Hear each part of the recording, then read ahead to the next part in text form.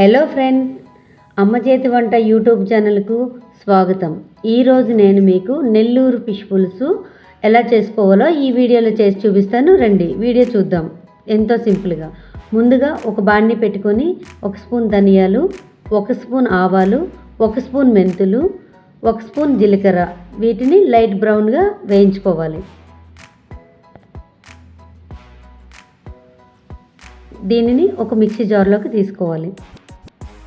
ఓ 12 వెల్లుల్లి రెబ్బల్ని పొట్టు తీసి పెట్టి దీన్ని మెత్తగా గ్రైండ్ చేసుకోవాలి, వాటర్ లేకుండా.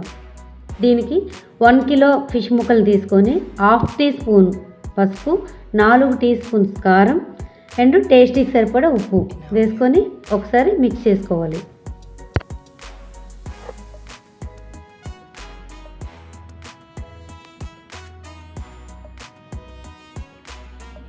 దీనికి అరకప్పు ఆయిల్ యాడ్ చేస్తున్నాను.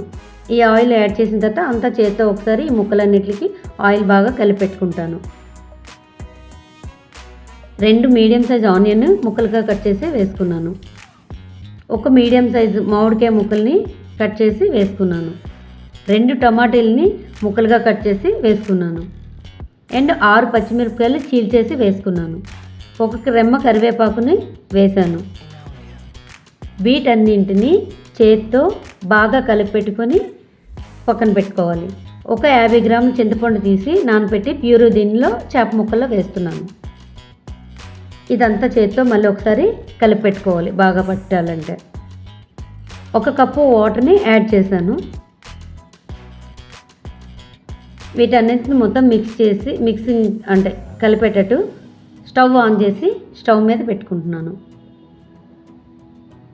5 మినిట్ హై ఫ్లేమ్లో పెట్టి మూత పెట్టుకొని కుక్ చేసుకోవాలి. 5 మినిట్ తర్వాత ఒక పొంగు వచ్చినాక దీన్ని స్టవ్ సిమ్ చేసి మళ్ళీ 20 నిమిషాలు లో ఫ్లేమ్లో కుక్ చేసుకోవాలి. మూత తీసుకున్నాక మొత్తం ఒకసారి మిక్స్ చేసుకున్నాక దీనికి కొత్తిమీర యాడ్ చేసుకోవాలి. మసాలాలు యాడ్ చేసుకోవాలి.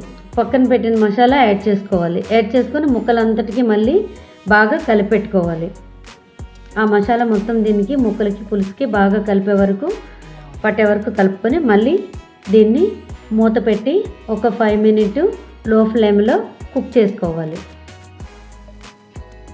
5 మినిట్ తర్వాత మూత తీసి కొత్తిమీర యాడ్ చేసుకోవాలి. యాడ్ చేసుకున్నాక దీన్ని ప్లేట్లో స్టవ్ ఆఫ్ చేసుకొని ప్లేట్లో సర్వ్ చేసుకోవాలి. అండ్ ఎంతో టేస్టీకరమైన ఈ నెల్లూరు ఫిష్ పులుసుని మీకు చాలా సింపుల్గా చేసి చూపించాను. చాలా టేస్టీగా ఉంటుంది. మీరు ట్రై చేయండి. ఈ వీడియో మీకు నచ్చినట్టయితే లైక్ చేయండి అండ్ షేర్ చేయండి, కామెంట్ చేయండి, సబ్స్క్రైబ్ చేసుకోండి, బెల్ ఐకాన్ ఆన్లో పెట్టుకోండి. Thank you.